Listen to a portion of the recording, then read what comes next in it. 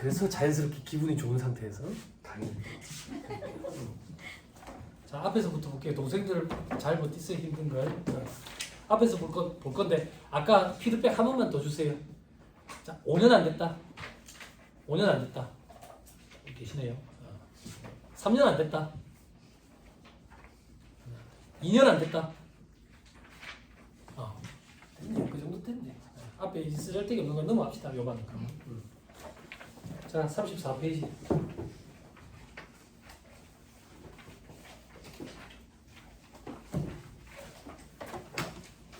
빨리 피세요. 경력이 짧으신 분들은 제가 읽어주는 건 다 체크하세요. 자, 법인에 구분돼 있죠. 법인에 보니까 내국법인 영리법인 돼 있죠. 다 내국 영리법인이에요. 됐죠? 그거 위주로 할게요. 비영리 없죠? 비영리 있어요. 비영리 있어요. 없어요? 비영리 있으면 수수료 얼마 받으세요? 대구에 강의하라고 뭐 대구 수강생 들어오고 왜 그렇게 자꾸 묻는지 모르겠어. 부산에서 왔다 그러면 부산 수수료 어느 정도? 그리고 또 뭐 물어본지 알아? 어디까지 넣어줍니까? 한다고. 어디까지 넣어줍니까? 어딨어? 어디까지 넣어줍니까? 어딨어? 안 그래? 사학과 관련 있는 경비를 넣는 거지. 안 그래? 그래서 비영리는 국가에 관공서에 제출해야 되는 서류들이 참 많다고. 그것까지 해주는 조건이면 수수료를 많이 받아야 돼. 그럼 니는 비영리 안 하나? 저는 예전에 이제 재래시장들, 울산에 있는 신정시장, 경북 외관시장 이렇게 큰 시장들 상인회를 좀 맡아서 했었어요. 근데 이제 관공서에 들어가는 그 서류는 자기들이 직접 알아서 하는 걸로. 알아서 하는 걸로. 그러면 해줄 거 없다고. 임금 미신고 정도는.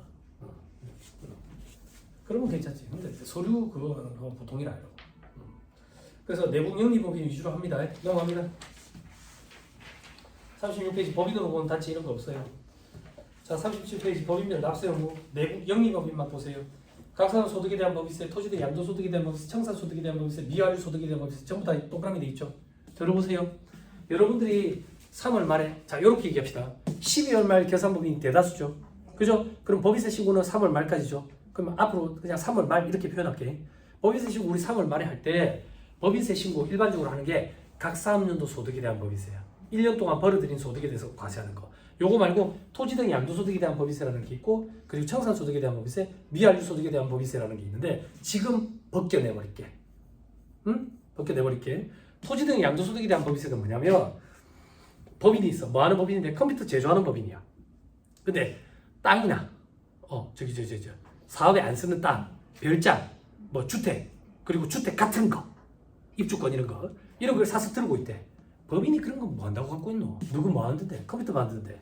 누구 뭐 한다고 갖고 있는데? 투기 목적으로 갖고 있는 거 아니냐 그 얘기예요. 그래서 법인이 이걸 팔아가지고 차익이 생기면 각 사업연도 소득에 대한 법인세라는 명목으로 세금을 한번 내고 그거는 별개로 재차 토지 등 양도소득에 대한 법인세라는 규정으로 세금을 한 번 더 계산해서 내요. 그럼 여러분들 봐봐. 소득은 하나인데 세금을 두 번 내지. 이중과세 내, 이중과세를 내요. 그렇게 제재를 가해가지고 법인이 부동산 투기를 하는 걸 막는 거예요. 됐어요? 됐어요? 근데 여러분들이 이걸 하면 안 돼요. 여러분들 조직에는 의사결정자가 파악을 해야 된다고. 왜? 비사업용 토지라는 얘기는 사업에 사용을 안 하는 토지거든. 사업에 사용을 하는지 안 하는지 여부 판단하는 게 참 쉽지 않아. 물론 관련되는 문건에 보면 사업에 사용하는지 여부는 정관상 목적 사업에 따른다 돼 있다고. 정관상 목적 사업에 해당되는 거는 사업에 사용하는 거고 그게 해당 안 되면 사업에 사용을 안 하는 거지. 그렇게 돼 있다고. 그런데 이게 칼로 무자르듯이 딱 안 끊어져. 요런 경우가 있거든. 어떤 경우가 있는데 땅을 좀 알아보고 있어. 땅을 왜 알아보는데 공장 확충해가지고 확장하려고. 언제? 한 5년 뒤에. 아니면 5년 뒤에. 언제 될지 모르겠어. 근데 지금 땅을 뭐 한다고 사는데 그때 되면 이위천정부지로 치솟아 있을 것 같아. 값이. 그래서 미리 사서 갖고 있고 싶다고. 그럼 미리 사서 갖고 있으면 사업에 아직 사용을 안 하니까 비사업용인 거 아니냐 이거야. 아니. 그래서 유예기간이라는 걸 줘. 유예기간. 일반적으로 2년. 부동산 매매업자는 5년 이렇게. 일반적으로 2년. 그 유예기간이 지났는데도 사업에 안 쓰고 있으면 비사업용인 거야. 됐어요? 그래서 사업에 쓰는지 안 쓰는지 칼로 무자르듯이 안 되기 때문에 여러분들이 판단하지 마시고 여러분 조직에 있는 오너한테 판단을 좀 요하세요. 됐죠? 토지 등의 양도소득에 대한 법인세는 그런 거다. 그래서 결론적으로 여러분들이 보실 일이 거의 없다. 청산소득에 대한 법인세는 뭔데? 법인이 청산할 때 청산소득이라는 걸 계산을 해요. 청산소득은 뭔데? 법인의 장부에 토지가 15억짜리가 달려있는데 알고 봤더니 이게 강남에 있는 땅이고 60년 전에 산 거야. 지금 그게 천정부지로 치솟았겠지. 그지? 몇백억 할 거 아니야. 몇천억 할 수도 있고. 그지? 근데 장부에는 10억이라고 달려있다고. 그게 무슨 말인데? 장부에 그걸 1000억으로 바꾸면 안 돼. 왜? 실현이 안 됐기 때문에. 세법은 실현이 안 된 거 이런 건 안 키워. 그럼 그걸 회사를 청산할 때 실현을 시킨다고. 회사 청산할 때 왜 실현을 시켰는데? 회사 청산한다는 얘기는 망했다는 얘기죠. 망하면 회사 자산을 갖다 팔아가지고 채권자들한테 돈 갚아줘야 된다고. 갖다 팔 때 10억에 팔겠어? 1000억에 팔겠어? 1000억에 팔겠지. 그때 실현이 돼. 그래서 그 차액에 대해서 법인세를 과세하는 게 청산소득에 대한 법인세. 근데 우리는 법인이 청산 과정 거칠 때까지 그 정도로 의의가 있지는 않아. 그 전에 수임이 해지되든지 자소서를 딴 데 써가지고 가겠지. 그럼 제가 하고 싶은 얘기는 결론적으로 청산소득에 대한 법인세도 볼 일이 없지. 응? 그렇잖아. 물론 이런 경우는 있어. 제가 예전에 경험한 건데 이 업체 사장이 터뜨린 거야. 망했어. 근데 이 업체 사장은 양반이더라고. 뭐가 양반이냐면 터뜨렸다고. 터뜨린 정도면 여기 체납된 이제 월급이 얼마나 되겠어. 직원들 체납된 월급, 그 체납된 사대보험료, 세금도 체납돼 있고 막 이렇더라고. 근데 이 사장이 도망을 안 가고 매수자를 찾아놨더라고. 매수자를 찾아놨어가지고 돈 조건 없이 직원들 밀린 임금 정리하는 조건으로 넘기더라고. 그럴 때는 한 번씩 이제 볼 일이 있지. 근데 그렇게 이걸 넘기게 되면 피곤한 게 자산을 잡을 수 없어. 또 그런 게 또 애보면 그런 것들인데 아무튼 그런 경우 말고는 볼 일이 없다고. 우리 그렇게 일이 있지 않아. 예? 우리가 수임 해지해버리지 뭐. 안 그래? 마지막 미완료 소득에 대한 법인세는 회계사님들이 계시는 회계사무실에서 오신 분들이니까 피드백 조금만 주세요. 미완료 소득에 대한 법인세 계산해봤어요? 직접 하세요? 제가 벌써 한 3, 4년 됐는데 회계사님이 계시는 회계사무실에서 한 분 오셨는데 계산해봤다 하더라고. 미완료 소득에 대한 법인세는 이런 거예요. 기업체가 돈을 벌어요. 돈을 벌으면 이익 이념이 있겠죠. 이걸 바깥에 돈을 좀 풀으라고 얘기해요. 장사가 잘 돼요. 과거에 박근혜 정부 때 있던 거예요. 생긴 거예요. 장사가 잘 돼. 그래 기업체가 이윤이 많이 남아서 근데 돈을 안 풀고 꽉 쥐고 있는 거야. 왜 꽉 쥐고 있는데? 장기 불황이 올 거라는 그런 예상을 많이 했다고. 그래서 안전자산에 투자하고 돈을 안 푸는 거지. 돈을 안 푸니까 가게와 기업 간의 선순환이 안 이루어지는 거야. 그럼 돈을 풀면 어떤 선순환이 이루어지는데 기업체가 돈을 어떻게 푸는데 다른 회사에 투자하는 거지. 그럼 투자 자금이 형성이 되니까 기업 운영하는 데 도움이 되고 그리고 회사 직원들한테 임금을 증가시키는 거지. 임금을 증가시키면 직원들이 쓸 수 있는 가처분 소득이 늘어나니까 소비가 또 촉진이 되지. 소비하는 물품 중에 우리 회사 물품이 있을 거니까 또 우리 회사도 또 잘 되겠고. 그래 가게와 기업 간의 선순환을 유도하기 위해서 도입됐다 이렇게 표현한다고. 그런데 이게 좀 그런 게 자본주의 사회에서 기업체가 이윤이 생기면 그 기업체의 이윤을 어떤 용도로 사용할지는 자율에 맡겨야 된다고. 근데 이걸 정부에서 제재를 가한 거야. 어떻게? 임금 증가하는 데 써라. 그리고 투자하는 데 써라. 그래 안 쓰고 너가 회사 내부에 남겨두면 그거의 10%를 세금으로 떼가겠다 한 거야. 그래서 이 규정이 처음 생겼을 때 저는 이 규정이 없어질 거라 생각하고 고위 생각할 때 너무 신경 쓰지 말아야 했다. 너무 신경 쓰지 마라. 근데 이게 일몰 기한이 됐는데 일몰이 돼버렸어. 없어져 버렸다고. 없어져 버렸는데 얘가 이름이 바뀌어가지고 조세특례 제한법이라는 데 가가지고 탁 붙어서 세율은 20%로 또 바뀌어버린 거야. 그래서 과거에는 미완료 소득에 대한 법인세라는 게 법인세법 규정이 있었는데 지금은 투자 및 상생 협력 촉진을 위한 과세 특례라는 명목으로 조세특례 제한법에 가서 붙어 있어. 그리고 안정화라는 게 들어있다. 됐죠? 됐죠? 그런데 아무나 계산을 하는 게 아니라 이거는 자기 자본이 500억을 넘는 굉장히 큰 회사 혹은 상호출자 제한기업 집단에 속해 있는 법인들 이런 데만 계산 대상이었는데 법이 개정을 일으켜서 법인을 더 축소시켰어. 자기 자본 500억 기준은 없어지고 상호출자 제한기업 집단에 속하는 기업들. 그럼 상호출자 제한기업 집단이 뭔데요? 그룹에 속해 있는 회사들. 그룹에. 그래서 회계사님들이 계시는 회계사무실에는 있는 경우가 한 번씩 있다. 그 그룹을 어떻게 따지는데요? 기준이 있어. 여기 자산을 전부 다 합쳤을 때 사고 출자 제한 기업 집단의 자산을 전부 다 합쳤을 때 5조 이상이면 그렇게 얘기한다.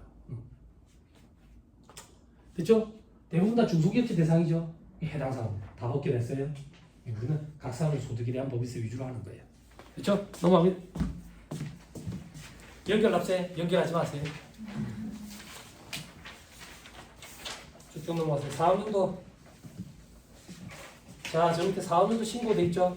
그죠? 4학년도 신고 이거 이제 법인 설립 신고할 때 4학년도 정하죠. 그죠?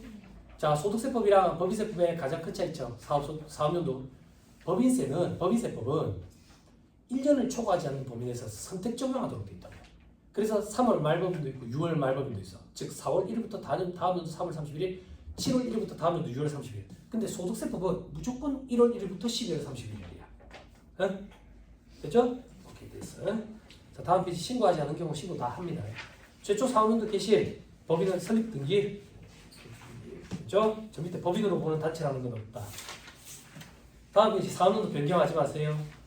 자, 다음 페이지 납세지. 내국법인 첫째 줄 중간에 법인 등기부에 따른 본점 주사무소 소재지. 끝.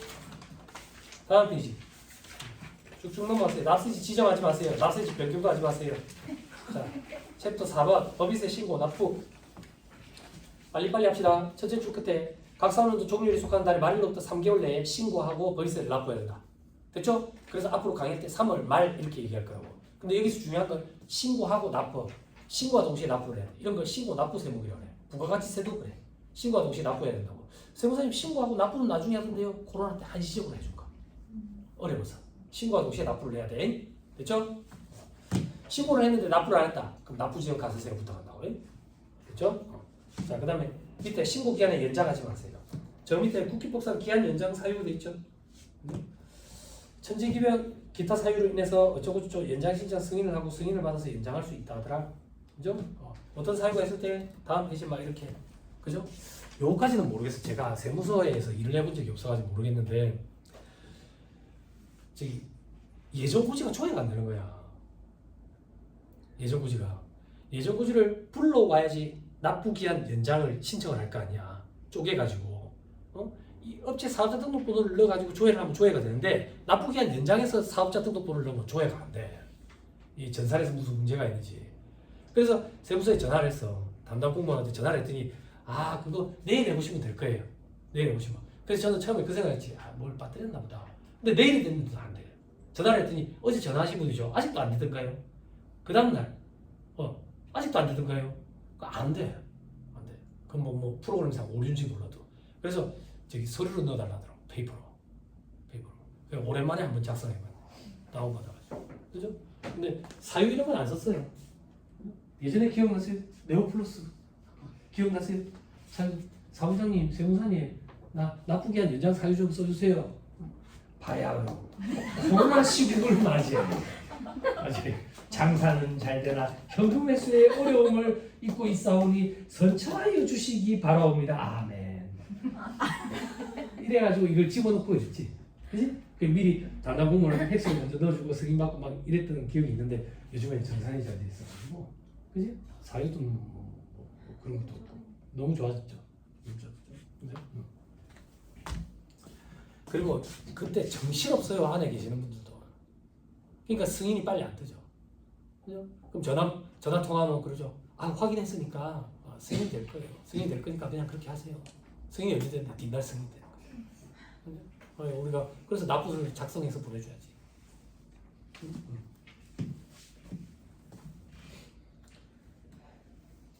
저는 이런 거 분납 이런 거 하잖아. 하면 분납 그 기한이 되잖아. 기한이 되면 또 단체로 내가 연락을 돌려.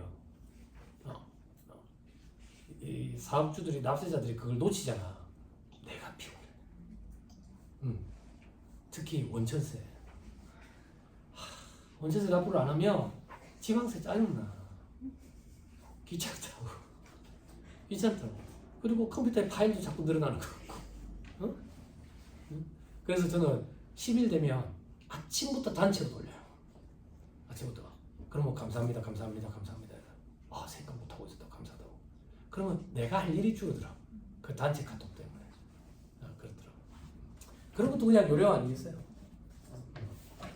그리고 저는 통하는 걸 별로 안 좋아해요. 통하는 거. 그러니까 전화 통화를 안 좋아한다 이게 아니라 낯선 사람이랑 얘기하는 걸 별로 안 좋아해요. 그러니까 강의하는 거 보니까 신기하시죠? 저도 제가 강의하는 게 신기하거든요. 강의 때만 말이 빠르고 말이 많고 밖에 나가면 강의 때 말 많이 해서 말하는 거 안 좋아해요. 입도 뻥끗하게. 집에 가면 와이프가 자꾸 말 시켜요. 말 안 하고 싶다. 말 안 하고 싶다. 와이프가 연애할 때 놀랬다잖아요. 왜 말을 안 하지? 말을 시켰는데 충청도 사람이 아닌데 말이 왜 저렇지? 바람기 있는 그런 그러니까 약간 그런 사람인 줄 알았대. 강의할 때 보고. 근데 연애를 해보니까 바보들해. 세상이 좀 그래서 낯선 사람이랑 얘기하는 거 별로 안 좋아해요. 그러니까 그 통화가 참 힘든데 요즘에 카톡도 잘 돼 있고 문자도 잘 돼 있고 이러니까 특히나 담당 공무원이랑 통화할 일도 잘 없고 그러니까 좋더라고. 그죠? 여기 혹시 실장님 계세요? 사무장님 계세요? 안 계세요? 회계사님, 세무사님들 계시죠? 그죠? 카톡 해야 돼요 요즘 직원들. 카톡 해야 돼. 네이트를 아직도 하는지 모르겠는데 네이트온 해야 돼. 그러니까 그걸로 잔소리하면 안 돼. 잔소리하면 직원들이 자꾸 네이트온 할 때 채팅할 때 글자 색깔을 하늘색으로 바꾸고 반투명 70% 이렇게 해가지고 그렇게 한다고. 응? 그거 보고 있으면 나 진짜 어이가 없다고. 예전에 월급쟁이로 있을 때 그리고 뒤에 가서 이렇게 서 내가 뒤에 있으면 직원이 목부터 귀까지 막 그러신다고. 세우선님 죄송해요. 뭐가 죄송한데 안 할게요. 뭘 안 해. 나도 할 건데. 야, 눈 나빠져. 왜 이거 반투명으로 했어? 왜 글씨 색깔을 파란으로 바꿨어? 아니, 민망했어요. 보안기를 달면 되잖아. 왜 큰 생각을 안 해? 보안기를 달면 90도 딱 직각일 때 말고는 이 각도에서 안 보여, 화면이. 돈 쓰기 싫어서. 다시 돌아가서 해야 돼요. 사업주 말은 절대 믿으면 안 돼요. 필담을 나눠야 돼요. 필담. 메일 주고받는 것도 괜찮은데 요즘엔 대부분 다 카톡이죠. 저 납부서 다 카톡으로 보내달래요. 사업주들이. 메일 확인하는 게 더 번거롭대요. 카톡 화면을 제 예전에 직원 데리고 있을 때 카톡 화면을 캡처해서 부가세 신고하거나 이럴 때 첨부를 다 해야 돼요. 첨부를 다 해가지고 세무조정 계산서 제본 뜰 때 업체에 보내는 거 말고 우리가 보관하는 거는 그거 다 있어요.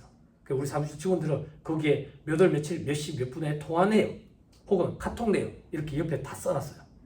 뭐야 그렇게까지 해야 돼? 저 세무사 까다로운 애가 아니라 한번 뒤통수 맞아보면 알아요. 절대 믿으면 안 돼요. 절대. 경비 있으니까 먼저 밀어 넣어줘라. 정리를 못해서 그렇다. 갖다 줄게 한 2억 된다. 전부 다 거짓말이에요. 믿으면 절대 안 돼요.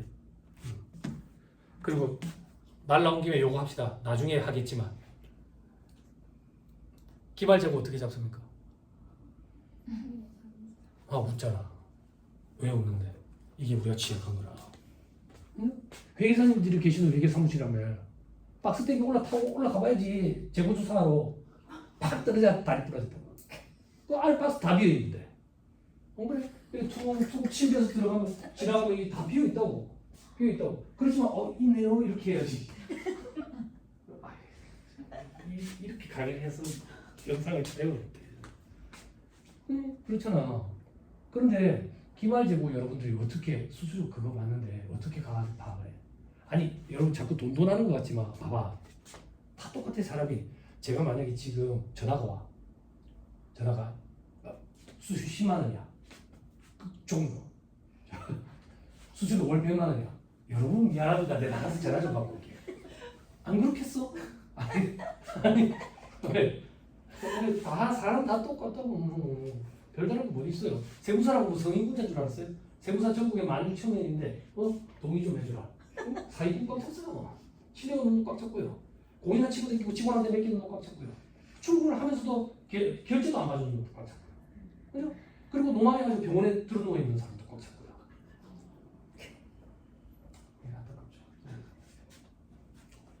그래서 그걸 첨부를 하세요. 나중에 무조건 딴소리 하니까. 그리고 기말재고 업체 사장한테 금액으로 불러달라 하세요. 그럼 업체 사장이 그럼 잘 모르는데 그냥 한 달치 해줘라. 한 달치가 얼마인지 금액으로 불러달라 하세요. 됐죠? 우리가 거짓말을 하고 책임을 너무 많이 떠안을 수 없어. 응? 처음부터 그렇게 습관을 들여놔야 돼. 자꾸 자는 소리 할게 자꾸 여기는 생각나는데 저는 뭐 뒤통수를 뭐 얼마나 맞았길래 저래 얘기하는 거야 이렇게 생각할 수도 있는데 이게 믿었던 사람한테 뒤통수를 맞으면 우울증이 와. 환멸감이 느껴져. 밖에 나가질 않아서 스트레스 받아. 그리고 믿었던 사람한테 뒤통수를 맞으면 사람들이 나를 비웃는 것 같아. 저거 당했다고. 그런 게 엄청 시적으로 타격이 크다고. 자 동생들, 자 주행일지 누가 써요? 묻지 말고 주행일지 써서 달라 하세요. 주행일지 써서 달라 하세요. 아시겠죠? 대략이라도 주행일지 써주지 마세요. 응? 그게 본인에서 갖고 있는 거랑 똑같은 거예요. 응? 자 넘어갑니다. 자 법인세 신고 시 제출 서류 유의사항도 있죠. 필수적 제출 서류. 법인세 신고는 법인세 과표비세 신고서에 다음 서류를 첨부해야 된다. 기업의 기준을 준용해서 작성한 재무상태 보고할 손님께서 이익잉여 청구에서 작성해야 돼요. 그죠? 처분 예정일도 써야 되죠. 항상 3월 31일이죠. 그죠? 올해는 3월 13일로 한번 써보세요. 어차피 일요일이지만. 그죠? 아니 우리는 능력이 대단하잖아. 이사회 의사록도 우리가 다 쓰지. 그죠? 이사진이 여러 명 있으면 도장을 이제 왼손으로 한번 찍고 오른손으로 한번 찍고. 왜? 우리에게 맞는 도장이 있으니까. 그죠? 이런 게 참 좀 안타깝죠. 그죠? 그런 것까지 해줘야 된다. 추천 의사록도 쓰고. 그죠? 자, 그 밑에 동그라미 2번에 별지 사무소식 법인세 과표비 세액 조정 계산서. 동생들 사무소식 이런 걸 암기해야 되나요? 물어보는 동생들이 있던데 아니 서식 이름이 너무 기니까 우리가 그냥 사무소식 이렇게 얘기하는 것 뿐이지 사무소식 이 용어를 안다고 해서 유식해 보이고 그런 것도 아니야. 그런 거 아무 의미 없어. 자 밑에 기타 세무조정 계산서 부속 서류 현금으로 외환법 대상법인 됐죠? 중요한 거 밑에 위 첨부 서류를 첨부 안 하고 제출하면 무신고로 가버려가지고 무신고 가산세를 매겨. 요걸 주의해야 돼. 됐죠? 넘어갑니다. 다음 이제 괄호 2번 외부감사 대상법인이 전자신고를 통해서 법인세 과표와 세액을 신고하는 때는 대표자가 서명날이 내가지고 서면으로 제출해야 되는 거 그거 있죠? 그죠? 그리고 반가로 3번 주식 등 변동상환 명세서에 제출돼 있죠? 그죠? 주식 등 변동상환 명세서 이거 안 봐줘. 야박하다고 생각하지 말고 예전에는 그런 시절이 분명히 있었어. 세무서에서 연락이 와. 주주 변동이 있는데 주식 등 변동상환 명세서가 제출이 안 됐네요. 그럼 뭐 갖고 들어오이소 이래가지고 출력해서 갖고 들어갔다고. 그러면 그 서류 중에 한 군데 이렇게 중간에 딱 넣어주고 그랬다고. 그것도 사람 사는 세상이니까. 근데 요즘에는 안 봐줘.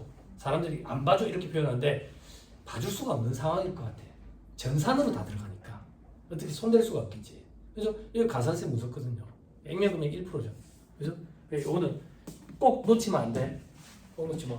이게 회계사무실의 직원분들도 보면 어디서 처음 일을 배우기 시작했는지에 따라 성향이 참 다른데 예전에 월급쟁이로 있을 때 어떤 직원은 결제 서류 올리면 주식 변동에 체크가 항상 돼 있어. 근데 뒤에 보면 주식 변동이 없어. 그렇게 배웠대. 그거 놓치면 안 되니까. 그래서 제가 종이 아깝지 않아? 그 얘기를 했던 기억이 나. 여러분들마다 아무튼 놓치지만 않으면 돼. 꼼꼼하게 봐가지고. 그죠? 저는 어떻게 하냐면 주주명부를 다시 또 보내달라 해요. 외부조정업체 이런 데는 주주명부 다시 보내달라. 변동 없습니다. 변동 없어도 내 눈으로 확인해야 되니까 보내달라 한다. 그럼 메일에 또 남아있으니까. 자 그리고 해외 현지 법인에 대한 자유제출 의무가 돼 있죠. 해외 직접 투자했을 때 두 번째 줄에 4년도 종료에 속한 달의 말일로부터 6개월 내에 해외 직접 투자 명세 등을 제출해야 된다. 그러니까 해외에 투자를 했는데 금액이 좀 많다. 그러면 해외 그 현지 명세 그리고 재무제표가 들어가는 경우도 있고 그렇죠. 넘어가세요. 쭉 넘어가시면 51페이지에 요거 과태료가 바뀌었죠. 과거의 금액이 정확히 기억이 안 나는데 이 과태료가 많아졌다고. 내부법인인 경우에는 해외 직접 투자 명세 이런 거 제출을 안 하면 건별로 1,000만 원까지 6월 말까지 빼야 된다. 조심해야 된다. 자 52페이지 전자신고 절차 및 요령돼 있죠. 하나, 둘, 세 번째 줄에 다만 전자신고를 하는 경우에도 다음 법인은 기업회계 기준을 준용해서 작성한 재무상태표 손익계산서, 이익잉여 처분계산서, 부속 서류 신고기한 종료 후 10일 내에 제출해야 된다. 부속 서류는 우편으로 제출하거나 아니면 홈택스에서 이렇게 한다. 어떤 회사인데 다음 페이지 동그라미 읽어. 외관법 대상법인. 그리고 동그라미 3번 그 외에 수익금액이 30억 이상인 법인. 자 밑에 괄호 이번에 전자신고 세액공제 돼 있죠. 그죠? 동그라미 이번에 세무회계법인 이거 뭐 줄인다 뭐 없앤다 말이 많아가지고 지금 지금 그거 탄원서 넣는다 하고. 동그라미 1번 일반 법인은 2만 원. 요건 자기들이 직접 하는 경우 얘기하는 거예요. 직접 하는 경우. 그죠? 소득세 신고도 직접 하면 2만 원. 양도소득세 신고도 직접 하면 2만 원. 부가세 신고는 직접 하면 만 원. 1년에 2번 하니까. 그렇게 생각하면 2만 원. 됐죠? 그죠? 사업주들이 그런 얘기 하는 사업주들이 있거든요. 홈택스가 잘 돼 있다던데. 듣기로는 홈택스가 우리나라에서 제일 비싼 전산이라던데. 오늘도 그런 얘기 들었거든. 홈택스 들어가 양도소득세 신고하는데 뭐 나는 전문가도 아닌데 하겠던데요. 다 조회가 되고 막 다 됐던데. 왜 다 되는데? 손실을 봤기 때문에. 이득을 받는 경우에는 좀 까다로울 수도 있겠지. 제가 드리고 싶은 얘기는 뭐냐면 홈택스를 신고 못해요. 제가 장담할 수 있어요. 일반인들은 절대 못해요. 왜 일반인들은 절대 못하는데 이 회계사무실에 계시는 분들 중에 부가세 신고 홈택스로 하실 수 있겠어요? 쉽지 않거든요. 어려워요. 도전을 훨씬 더 편해요. 홈택스 첫 화면에서 부가세 신고할 때 어떤 서류 작성할 건지 어떤 서식 작성할 건지 체크를 해야 돼. 체크를 해야지 그 서식이 뜬다고. 그럼 그 서식에 체크를 할 수 있다는 얘기는 내가 톱밥이 다 굴러간다는 얘기야. 다 굴러간다는 얘기야. 그럼 신고할 때 저장 못하면 안 넘어가. 다음은 안 넘어가. 왜 안 넘어가나? 우리 백스페이스바를 누르면 첫 화면까지 가버리는 거지. 더럽게 짜증나지. 저장이 안 돼. 단어를. 아니 이거 올라오면 안 돼. 제가 부끄러운 얘기인데 벌써 몇 년 전 얘기니까 저희 마을에 뒷집에 몸이 불편한 친구를 혼자 애엄마가 키워요. 그러면서 농어촌 민박을 내가지고 펜션 사업을 해요. 펜션 장사는 부가세 신고를 하는데 종소세 신고를 안 해요. 농어촌 민박이라 가지고 화 펜션이 아니기 때문에. 부가세 신고를 하고 종소세 신고를 안 하는데 부가세 신고 기한 마지막 날이야. 마지막 날이니까 신고 끝내고 술을 이빨 먹고 왔을 거 아니야. 술을 이빨 먹고 왔는데 와이프가 그러면 오빠 언니가 부가세 신고 좀 부탁하던데. 뭐고 못했는가 봐 아직도. 시간이 지금 11시간 넘었는데 못했는가 봐. 오빠 좀 해주면 안 되나? 술 많이 먹었는데 좀 해주면 안 돼? 공인증서 들고 오래 해라. 못했어. 시간 안에 못했어. 너무 부끄러운 거야.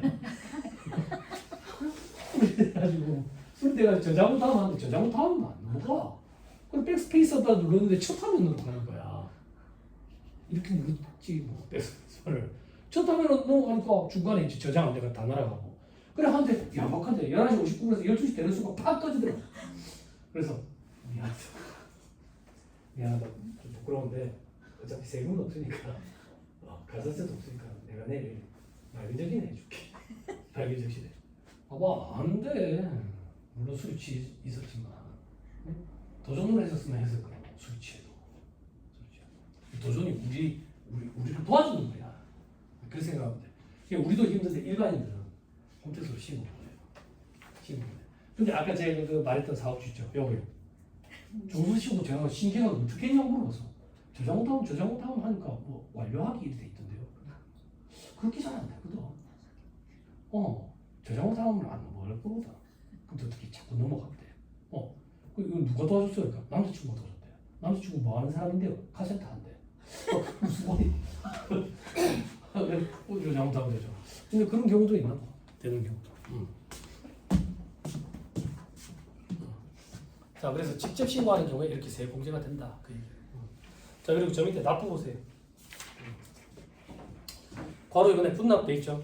첫째 줄 끝에 1,000만 원을 초과하는 경우, 그 다음 줄에 1개월, 중소기업 2개월. 우리 그냥 중소기업 위주로만 얘기해볼까? 그죠? 그럼 분납할 때 이렇게 된다고. 만약에 이번에 납부세액이 1,400이야. 그럼 3월 말에 1,000 내고 2달 뒤에 400 내고.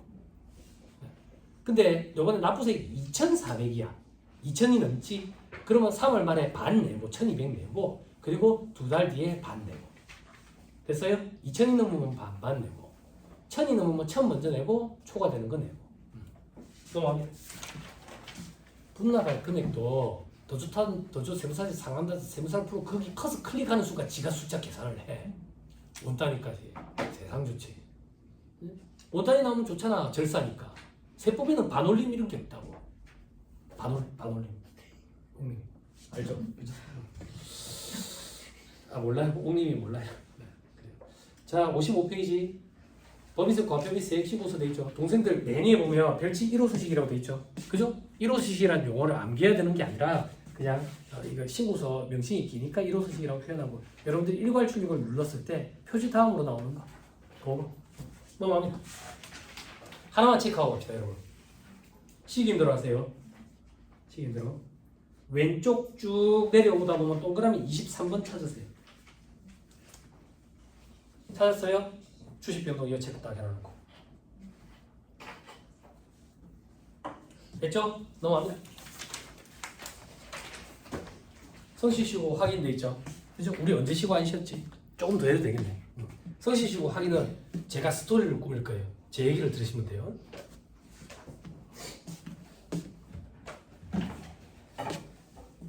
성실 쉬고 확인 제도라는 게 있다 이거야. 법인이랑 개인이랑 가장 큰 차이점은 돈을 마음대로 쓸 수 있느냐. 그래서 개인 사업자들 중에서 돈을 마음대로 쓰기 위해서 세금이 많은데도 불구하고 법인으로 바꾸지 않고 계속 개인 사업자를 유지하는 경우가 있다고. 네? 그게 세법 입장에서는 뭔가 좀 찜찜하다 그거야. 구린내가 나는 게 아닐까라고 보는 거지. 그래서 주머니에 남은 금액을 가지고 따지는 게 아니라 수익 금액 기준으로 많은데 얼마나 많은데 업종에 따라서 다르다. 5억도 있고 뭐 15억도 있고 막 이래.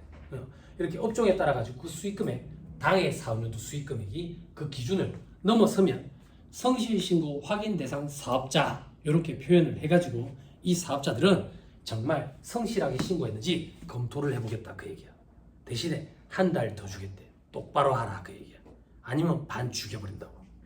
근데 가만 생각하니까 안 그래도 일손이 딸려가지고 인력이 딸려가지고 바빠 죽겠는데 제대로 신고, 성실하게 신고했는지 여부를 판단하려니까 힘든 거야. 그래서 어떻게 할까 생각하다가 외부에 있는 전문가 등, 세무사 등한테 이걸 맡기는 거지. 맡기고 성실하게 신고를 안 했는데도 불구하고 성실하게 신고했다고 도장을 찍어주면 징계까지 받는다. 세무사는. 징계도 받는다고. 그럼 세무사 입장에서는 뭐야? 괜히 우리가 책임을 떠안아가지고. 그지? 그지? 그래서 도장값으로 수수료를 별도로 청구하지. 그지? 그러면 사업주 입장에서 괜히 성실신고 확인제도라는 게 도입돼가지고 돈만 생돈이 또 나가네. 저항이 생기지. 그래서 저항이 생기는 걸 방지하기 위해서 일정 부분 세액공제 대주지. 몇 프로 세액공제 해줘요? 성실신고 확인 비용의 60%. 한도는 120만 원. 소득세법이에요. 그러면 200만 원을 청구하면 딱 120만 원 떨어지지. 예전에 한도가 100만 원일 때는 수수료 166만 6,666원을 청구해야 되니까 참 번거로웠다. 그죠? 결산 수수료랑 별도로. 그죠? 됐어요? 됐나요? 그랬더니 사업주들이 이제 의사결정을 한 거야.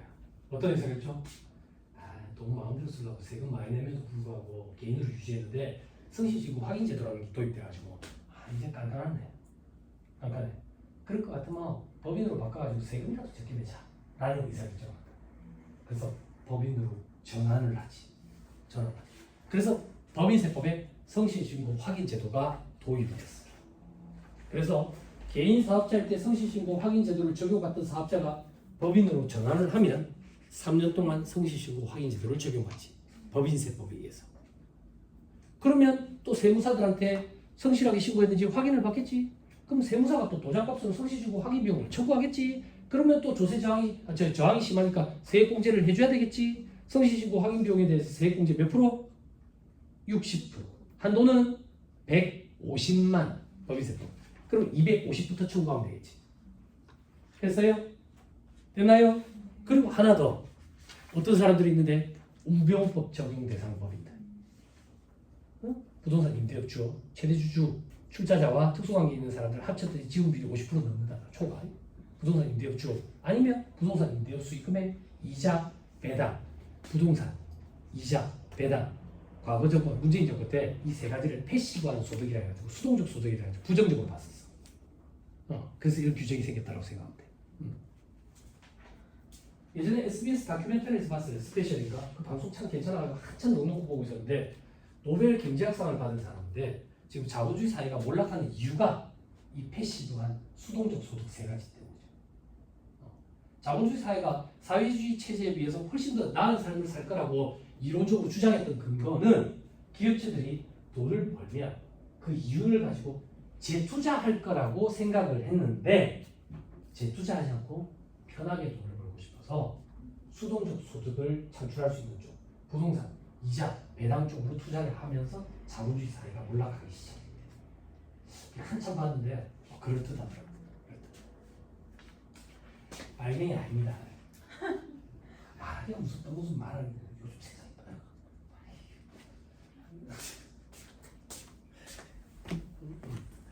됐죠? 그래서 우병국 적용대상법인도 성실시효 확인제도를 적용을 받는다고.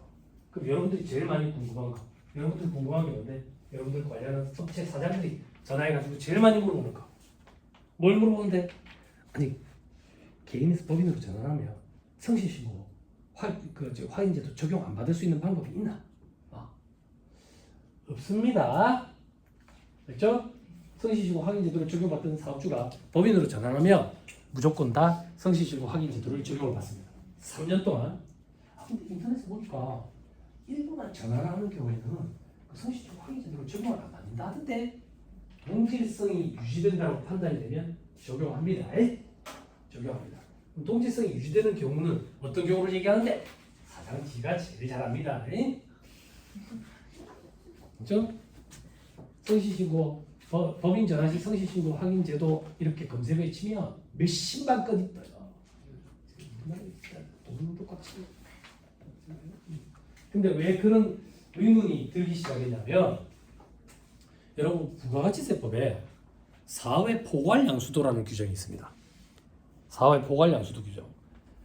그 규정은 부가가치세법에 재화의 공급으로 보지 않는 규정 중에 하나가 포괄 양수도. 힘들죠? 세상에서 제일 무거운 게 눈꺼풀이라고 봐. 그게 왜 눈꺼풀이었어? 그죠? 눈물이 자꾸 감동이 아니야. 하품을 해서 눈물이 자꾸. 그죠? 지금 몇 분이서 번갈아 가면서 금리빨을 자랑하고 알겠습니다. 부자라서 좋겠습니다. 그죠? 금리 그만 보여주셔야 됩니다. 예언하세요. 예언하세요. 오늘 이제 수업 들으셨으니까 아실 거 아니에요. 이제 아셨을 거 아니에요. 와, 제 자식 그래도 오늘 제가 여러분들 엄청 배려하고 있습니다. 모르셔서 그렇지만 원래 3시간에 한 번씩 쉽니다. 여러분들 반방을 걱정했는데 지금 1시간마다 따로 쉬어주고 있습니다. 그러니까 시계 보실 필요 없고요. 50분쯤 되면 학창시절로 돌아간 것처럼 50분쯤 되면 이래서 앉는다. 제가 모르는 거 싶어가지고 쉬어야 된다 그 얘기지. 쉴 때 되면 쉽니다. 쉴 때 되면 쉽니다. 그렇죠? 힘들어요. 애매하게 정해주는 남자였죠. 지금 안 힘듭니다. 여러분 안 힘듭니다. 됐죠? 안 힘듭니다. 내일은 퇴출할 때 조금 힘듭니다. 퇴출할 때 그때는 울어도 됩니다. 자, 사회 포괄 양수도라는 규정이 재화의 공급으로 보지 않기 때문에 부가가치세가 과세가 안 돼요. 그럼 사회 포괄 양수도는 어떤 거냐면 이렇게 생각하면 돼요. 언니들 포괄 양수도 계약서 써보셨죠? 직장생활 하다가 내가 팬데만 굴리다가 팀장 출신인데 그만뒀어. 사무직으로. 그만뒀는데 장사를 해본 적이 있어야지 내가. 근데 대지금 이거 가지고 뭘 하도 해야 될 거 아니야. 주식시장도 안 좋대. 뭘 할까? 닭집도 해본 적도 없고 뭐 국수집도 해본 적도 없고 뭐 빵은 어떻게 구워야 되는지도 모르는데 가만 보니까 우리 집 앞에 치킨집이 장사가 그렇게 잘 돼. 그걸 내가 그대로 인수하는 거지. 그게 포괄 양수더라고. 뭐라고? 그대로 인수한다고. 그대로 인수? 그대로 인수가 어떤 의미인데 그 치킨집에 직원이 2명이 있는데 그렇게 못생겼어. 나 걔네들이 마음에 들어. 걔네들 때문에 장사할 맛이 안 나. 그렇지만 데리고 와야 돼. 그게 포괄 양수야. 그게 그대로 인수야. 사장놈만 체인지 되는 거야. 농자자, 사용자, 사장놈. 사장놈만 체인지 되는 거야. 이게 포괄양수도. 직원을 승계 안 하면 포괄양수도에 어긋나요. 부가세 과세 문제가 생긴다고.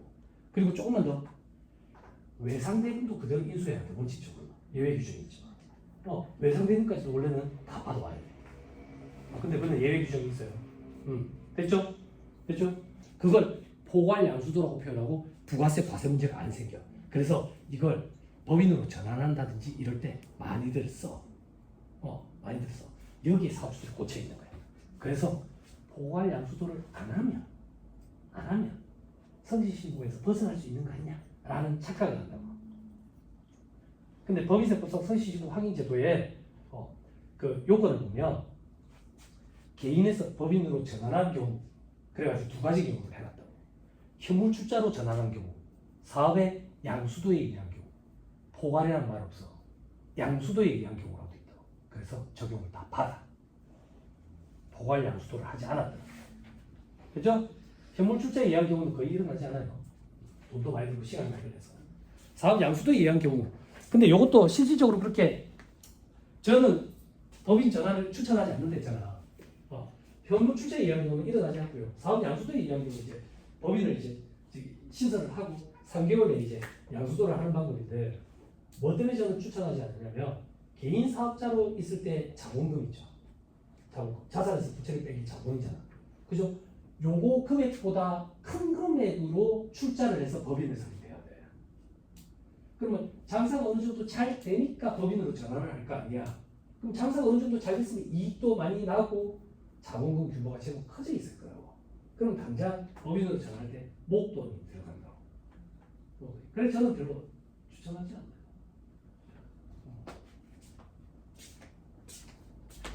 자본금은 풀어놨다고 그 뒷날 다 뽑으면 안 됩니까?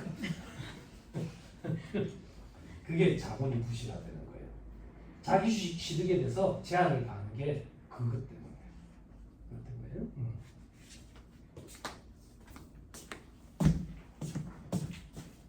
다 적용받는다 이렇게 생각하시면 돼요. 됐죠? 그랬더니 세상에 머리 좋은 사람들이 나오는 거예요. 어떤 사람? 개인 사업자 할 때 성실신고 확인 대상 사업자였어. 법인으로 전환을 했어.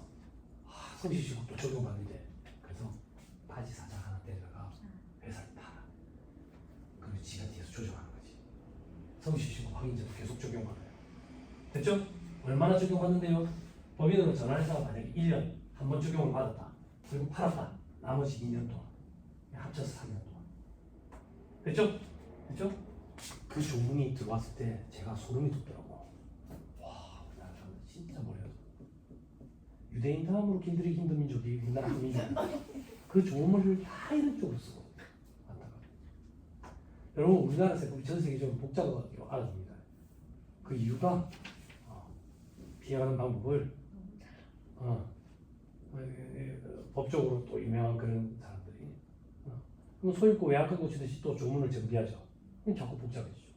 근데 어떤 법이든 법 체계가 복잡하면 복잡할수록 피해갈 수 있는 방법이 자꾸 많아집니다. 그럼 또 피해가죠. 또 소유권 외양간 고치죠. 계속 복잡해지는 거예요. 그래서 먹고 살 수 있어서 감사합니다.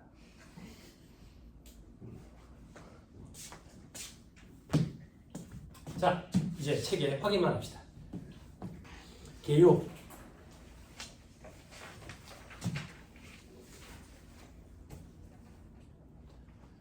피드백 좀 주실 수 있어요? 우병법 적용 대상 법인 있어요? 관리하시는 업체 중에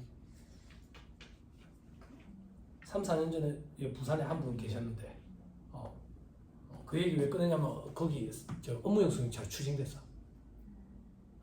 벤틀리가 2대인가 그랬던 것 같아요. 여성분들 벤틀리라는 차가 있어요. 그 이름 아니에요. 아니 여성분들 차를 잘 몰라가지고 제네시스라는 차 알아요? 이렇게 날개처럼 돼 있는 이게 벤틀리의 짝퉁이거든요. 벤틀리 모양을 본떠가지고 이렇게 잡혀갔나? 짝퉁 아니에요. 바로 취소할게요. 제네시스 차 좋죠. 응? 차 좋죠. 사고 날 때 각도를 잘 맞춰야 에어백이 터지죠. 차 참 좋아요. 그죠? 각도 잘 맞춰야 돼요. 사고가 날 때 각도를 탁 맞춰야 돼요. 아니면 사람만 대굴대굴 나와 죽어버려요. 차는 멀쩡하고. 그게 차 좋죠. 멀쩡하니까.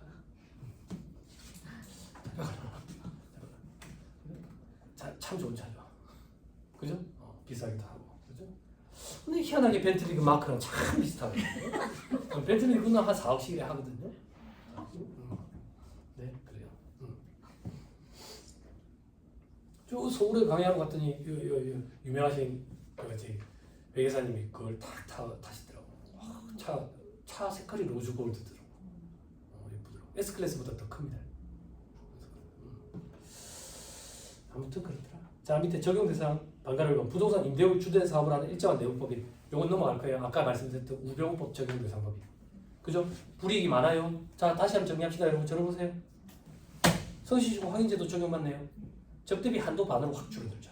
그리고 업무용수입자 규정에 주행일지 안 썼을 때 1,500이 아니라 500. 감가상각비 한도 800. 됐죠? 오케이.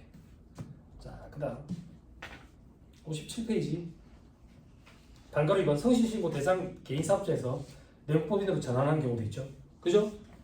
법이 전환하는 거. 첫째 줄 끝에 사업용 유무형 자산의 현물출자 그리고 사업의 양수도 방법이지 포괄 양수도가 아니야. 그 일부만 양수도에도 적용받는다고. 됐나요? 됐어요? 됐죠? 아, 세무사님 그 사업에 사용하던 자산의 20%만 이렇게 인수를 해가지고 그렇게 하면은 뭐 벗어난다던데요. 그거 착각하는 거예요. 근데 창업 중소기업 세액감면 적용받을 때 하는 거야. 20% 기준 그런 거는. 성실은 그런 거고. 성실은 예규에 보면 동질성이 유지된다고 인정되는 경우 이렇게 돼 있다고. 그게 몇 프로 이런 건 없어. 자, 반가로 3번. 성실신고 대상 개인사업자에서 내국법인으로 전환해서 다른 내국법인을 인수하는 경우 아까 그 경우 팔아가지고 하는 경우. 됐죠? 됐죠? 성실신고 확인제도가 좀 도와줘요. 기억이 맞나? 2016년에 생겼나? 2016년 업무수용자 규정이지. 소득세법에 먼저 생기고 이게 법인세법에 생겼는데 경력 많으신 언니분들은 좀 어때요? 성실신고 이거 할 때 개인사업자들 개인적인 견해인데 저는 좋던데. 수수료도 수수료지만 우리가 요즘에는 법인이 참 투명해가지고 우리 일하는 사람 입장에서는 법인이 참 편하지. 안 그래? 등록된 카드도 업무용으로만 쓰고 사업용으로만 쓰고 개인 사업자들이나 막 카드 어디 있다고 막 이래서 하면서 막 그러지. 근데 성실신고 적용받는 데는 뭐 그런 거 아예 안 넣어주잖아. 안 넣어주잖아. 안 그래? 그래? 보여. 넣어주면 안 돼. 큰일 나요. 성실 넣어주면 안 돼. 경계가 모호한 거 아니야. 그런 거 없어. 성실은. 여러분들 딱 보면 알아. 경계 모호하지 않아. 됐죠? 넣으면 안 돼. 배우는 넣으면 안 돼. 아시겠죠? 정해줬어. 애매한 거. 그죠? 근데 우리 사무실에 오늘은 그럼 해. 월급 주는 사람이 하라고 해. 근데 그렇게 아웅 먹고 이러면 이 친구 일하는 사람은 회의감 많이 들어. 이렇게 영수증 찍어놓고 있는데 갑자기 가고 그렇게 이렇게 짜는 처음부터 그것까지 포함해서 들어가지.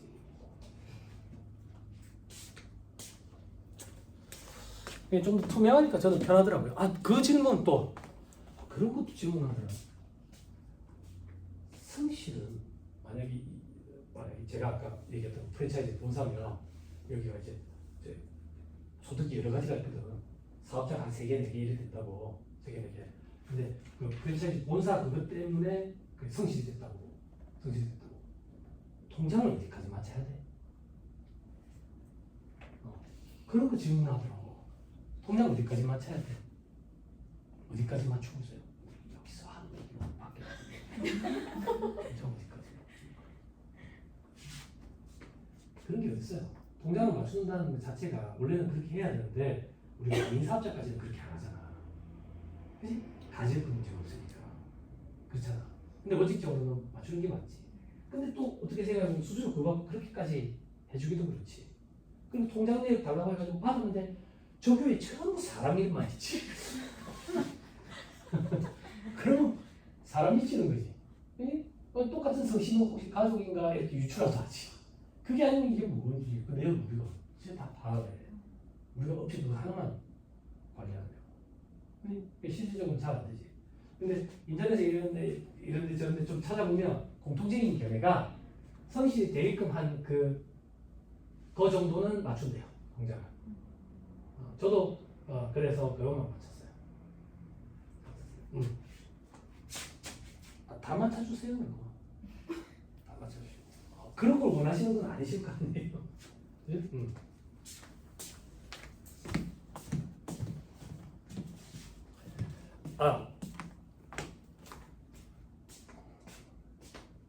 내 상태 어떻게 해요? 동수 세신 거.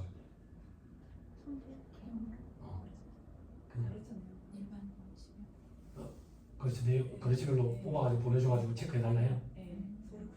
그렇게 파악하기 쉽지 않다고. 시간에 12일치 한 달치 정도 잡아요.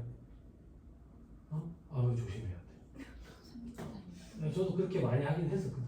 많이 했었는데 돈 떼이는 경우가 있어. 대금을 못 받는 경우.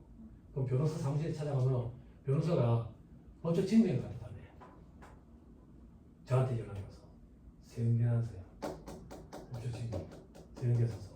그리고 세금계산서는 청구서거든. 돈을 받았는지 여부를 또 판단해야 될 거 아니야? 그지? 그러니까 거래처별 원장 자료를 보내줘야 된다.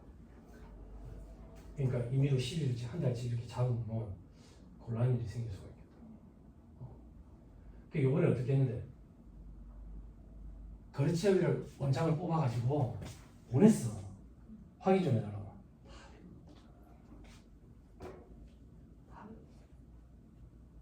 해놓사니 그러니까 답이 없으면 어떻게 된대요? 난 그대로 냅뒀어. 그대로 냅뒀어. 그 중에서 돈을 못 받으면 내가 모르겠는데 그대로 올해는 맞춰야 되니까. 작년에 안 맞추면 저것과 꼴머리 아프지. 안 그래요? 수수료 그거 갖고 내가 그 거래처별로 외상 대금이 얼마 있는지 그것까지 어떻게 체크를 해줘? 응? 아니 통장 내역 달라고 하면 안 됩니까? 나 통장만 주시면 돼. 수수료 대금 통장만 주시면 돼. 어린도 아니고. 안 그래요? 저는 거래처별로 문자 보내가지고 이거 돈 들어왔는지 안 왔는지 확인 다 받아요. 확인 다 받아요. 앞으로는 더 꼼꼼히 받아야 되겠다는 생각이 들어요. 소송 가는 경우가 있으니까. 그렇게 화해를 하잖아. 우리 아까 얼마에 화해했어요? 두 분? 1억 5천에 화해했어요? 2억인데 1억 5천에 기억 잘하시네. 요건 기억 못하시죠? 본인 돈이 아니면 기억이 안 나요. 근데 본인이 지금 그 돈을 그때 있으면 기억 잘하거든요. 그 화해해가지고 5천만 원 준 거, 이 대손 사유가 돼요. 재판상 화해.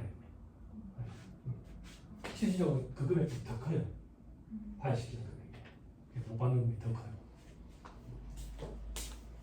근데 재판부에서 판결을 그렇게 내렸다 그거지. 1억 5천을 강제하는 건 아니에요. 줘야 되는 거. 1억 5천을 안 갚는다고 해서 이 사람은 깜빡이 쳐놓고 이런 거 없어요. 그러니까 또 차입필 미루고 있고 차입필 또 기다리는 거예요. 사람 미치는 거예요. 사람 미치는 거예요. 그러면서 어떻게 한대? 이번에 돈 1,000만 원 좀 여유가 있는데 요거 먼저 조금 할게. 한 번에 다 못 갚아서 미안해. 왜 이런 얘기 하는데 수리 좀 해줘 이번에. 왜냐면 계속 쌓여. 돈을 못 받았는데 이름은 계속 줘. 이게 여러분 경기가 진짜 안 좋아요. 그래서 그런 것 같아요. 장사가 안 되는 게 아니라 현금 회전이 안 되가 망해. 지금 건설업들 미치는 거예요. 건설업들. 여기 청년 창업가 건설업 하는데 장사 되게 잘 돼. 장사 잘 되는데 부가세를 못 내. 돈을 또 떼이는 거라. 그래가지고 저한테 전화하고 물어본다고 돈을 좀 떼이는 게 있는데 이거 법적으로 어떻게 좀 할 방법이 없을까요? 얼마 떼이는데 600을 자꾸 안 주는데 찾아가고 뭐 웃으면서 이래 얘기하는데 준다면서 안 준다고. 서울에 있으니까 자주 가시는 분들 줄 생각이 없는 거야. 줄 생각이 없는 거야. 변호사만 이런 얘기하는 거야. 변호사 수익료가 더 비싸. 하는 게 힘들다고. 그럼 어떻게 해야 돼? 우리는 소멸시 완성 때까지 좀 기다렸다가 대손 처리를 해줘야지. 근데 소멸시 완성되기 전에 10만 원 세기가 갚는다. 그럼 또 그때부터 또 소멸시 시작. 나에서 안 갚는 것들은 그걸 다 알고 있어. 사람 미치게 한다고. 야, 왜 돈 안 갚는데? 각서 써주라. 각서 써주라. 알았다, 써줄게. 각서 써주면 쉬고 또 준비하겠다. 다 알고 있거든. 이 각서 썼다고 해서 법적 관계성이 없다는 거 돈 빌리고 안 갚는 사람들 다 알아. 그럼 각서 이런 거 뭐 한다고 봤는데 내용 증명은요? 아무 관계성 없어. 그리고 왜 봤는데? 판사 앞에 갔을 때, 재판장에 갔을 때 내가 이렇게까지 노력을 했다라는 걸 보여주기 위한 수단이지 그거 말고는 누가 따라다니면서 빨리 가봐라 각서 썼잖아 이런 거 없어.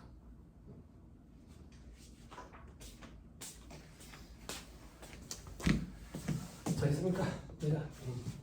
우리가 도와주시는 부분은 또 도와주고 안 되는 부분은 또 안 되고. 자, 됐습니다. 밑에 반가로 이번 성실신고 대상 개인사업자에서 내부법인으로 전환하는 경우 체크 하나만 합시다. 하나, 둘, 세 번째 줄. 전환한 후 3년. 저 밑에 괄호 2번 적용 제외돼 있죠. 그죠? 외곽법 대상법인은 적용 안 해. 그러니까 이게 회계감사는 마찬가지다라고 보는 거예요. 그럼 뭐 한다고 이중으로 하냐? 납세 절차. 두 번째 줄 4개월. 됐죠? 자, 바로 1번에 밑에 성실시고 확인서 미제출 가산세. 조금만 읽어볼게요, 동생들. 성실시고 확인 대상인 내부법인이 성실시고 확인서 제출 의무를 위반해서 각 사업자도 종료일에 속하는 4일 말일로부터 4개월 내에 성실시고 확인서를 납세지 관할세무서장에 제출하지 아니하면 다음 중 큰 금액을 가산세로 더해서 납부한다. 밑에 가산세 봐봐. 동그라미 1번에 산출세액이 5%. 많이들 보셨죠? 원래 가산세가 요것만 있었는데 동그라미 2번에 가산세 규정이 하나 더 생겼어. 수익금액의 0.02%. 이거 어떻게 돼? 이러면 만분의 2가? 만분의 2지. 만분의 2 맞죠? 그죠? 그러니까 여러분들이 기억하셔야 될 건 뭐냐면 여태까지는 산출세액이 없으면 가산세도 없었는데 수익금액 기준으로 이제 가산세가 생길 수가 있어. 주의해야 된다고. 됐죠? 밑에 괄호 2번 성실시고 확인 비용에 대한 세액 공제 다음 페이지 60% 한도 150만 원. 옆에 다 참고 삼아 쓰세요. 소득세법 60% 한도 120만 원.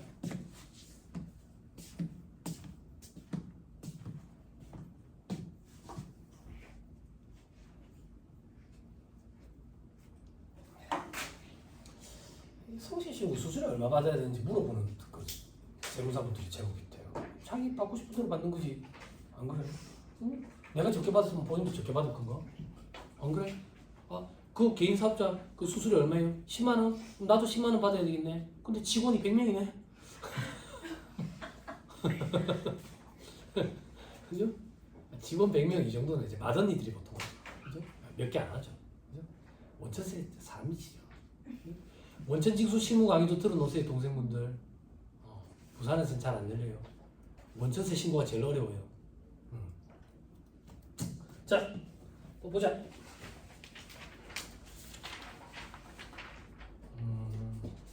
59페이지 3번 법인세법에 따른 성실시고 확인서 제출 대상 여부를 판단함에 있어서 판단할 때 아까 부동산 임대와 관련된 수익금액 그리고 이자소득 배당소득이라 했잖아. 그때 이자소득 잠깐만 머릿속에 담아두고 내부법인이 특수관계인에게 자금을 대여하고 입금에 산입한 가지금 인정이자는 이자소득으로 본다. 그러니까 이것도 이자소득으로 봐가지고 50% 이상 여부를 판단하겠다 그 얘기야.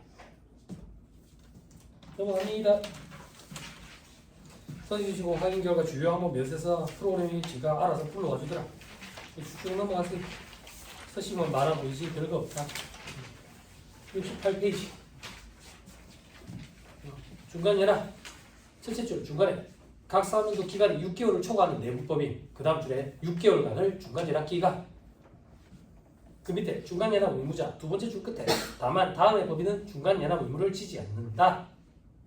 동그라미 2번 합병이나 분할에 의하지 않고 새로 설립된 법인인 경우에는 설립 후 최초 사업연도 분납 안 하지. 저 중간 연합 안 하지. 그렇죠? 그리고 동그라미 3번 내부 법인으로서 직전 사업연도 법인세로서 확정된 산출세액이 없대. 마지막 동그라미 5번 직전 사업연도 중소기업으로서 중간 연합세액이 50만 원 미만인 내부 법인. 자 이제 일치돼 있다. 뭐가 일치돼 있는데 소득세법도 50만 원 기준이다. 예전에는 30만 원, 50만 원에 대한 엇박자가 났었는데 둘 다 이제 50만 원이다. 그죠? 아니 우리 이번에도 예전 고지 있을 때도 보면은 내가 수임하고 있는 업체 전체적으로 엑셀 파일로 다운받을 수 있잖아. 다운받아보면 뭐 금액이 30만 원이 안 된데도 불구하고 막 금액이 얼마 안 되는데도 기재 다 돼 있지. 그렇게 안 해요? 일일이 한 개씩 다 줘야 해요? 아, 그렇게 하셔도 됩니다. 손 타수가 되게 천타될 거예요. 그런 거 이제 연습을 많이 하시니까. 내가 수임하고 있는 업체 엑셀 파일로 네, 그래요. 네. 부착시켜. 네? 부착시켜. 부착. 아, 네. 파일에 그냥 꽂아놓는 상이라. 그러죠. 한 개씩. 그거 바람직하죠. 바람직합니다. 바람직합니다. 네. 그 결제 보면 이제 예정 고지서액을 꼭 이렇게 위에 칸에 쓴다든지, 그리고 또 제일 많이 하는 실수가 53만 4천 원이면 54만 3천 원 이렇게. 사람이지라 실수하는 게 다 똑같아. 다 똑같아. 그런 것만 탁탁 체크해 보면. 자, 넘어갑니다. 중간 연합세액이 계산한 데 있죠. 그죠? 두 번째 줄에 선택할 수 있다. 근데 그 두 번째 줄 끝에 다만 다음의 경우에는 반드시 실적 기준에 의해서 중간 연합세액을 계산해야 된다. 어떤 경우? 동그라미 1번. 직전 사업도 법인세로서 확정된 사출세액이 없대. 됐죠? 왜 없겠어요? 마이너스 났으니까. 그죠? 그래서 예전에 법인에 월급쟁이로 있을 때 여직원들끼리 점심 때 하는 얘기를 들었어요. 언니 나 이번에 가결산 엄청 많아요. 가결산 엄청 많아요. 그렇나? 아이고 어쩌겠노. 언니는요? 나는 가결산 하나밖에 없는데. 그때 제가 뭐라고 얘기하는지 알아요? 가결산 왜 하는데? 마이너스니까. 마이너스 나는 법인이 올해 갑자기 반짝 플러스로 돌아서겠어? 부가세 자료만 떼겨도 마이너스야 이미. 근데 뭐 그거 스트레스를 받아. 가짜 결산이니까 그 정도만 해도 되지. 안 그래? 응? 그냥 해주죠. 자, 밑에 바로 이번에 직전 사업도 실적 기준, 이게 우리가 많이 하는 거죠. 그죠? 한 장으로 끝나는 거예요. 됐죠? 넘어가게. 그리고 그거 있지. 그거는 뭐라고 표현하는지 제가 용어가 기억이 안 나는데, 예정 고지 금액을 조회를 했는데 분납 신청을 했거든. 분납 신청을 해가지고 승인이 나가지고 고지 내역 조회해가지고 첫 번째 달 거 납부서 출력하기 해가지고 출력을 했는데 금액이 다른 거야. 금액이 달라. 내가 머릿속으로 암산한 금액이랑 딱 1,000원이 달라. 1,000원이. 전자로 수신하는 경우에, 문자나 이런 걸로 수신하는 경우에 1,000원 빼주잖아.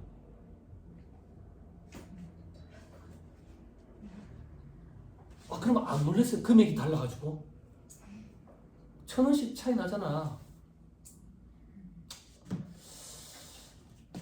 분납 신청하셨어요? 분납 신청하시면 승인이 나면 그 사람 사업자 등록번호로 고지 내역 조회할 수 있잖아. 그럼 만약에 4개월로 분납했으면 4개가 뜨잖아. 첫 번째 달 거 출력하기 해봐. 1,000원 차이가 나. 뭐야 반응이 왜 이래? 세무서에서 고지해줘. 네, 알겠습니다. 1,000원 차이가 나요. 무슨 얘기를 하든 처음 듣는 듯한 표정을 지으시니까 되게 당황스럽고 좋네요. 자, 70페이지 절차. 중간에 첫째 줄 중간에 2개월 내에 그 다음 주 1,000만 원을 초과할 때 분납할 수 있다. 중간에 하나 또 1,000만 원 넘으면 분납된다 그 얘기예요. 그죠? 자, 근데 징수 및 결정의 두 번째 달라. 중간 연합세액을 납부하지 않거나 납부해야 할 세액에 미달하게 납부한 경우에는 그 미납세액에 대해서는 납부 지연 가산세가 부과되지 신고와 관련된 불성실 가산세는 부과하지 않는다. 납부 지연 가산세만 부과되지 신고와 관련돼 가지고 불이익은 없다. 그렇죠? 넘어갑니다. 잠깐 끊었다가 또 해보시죠.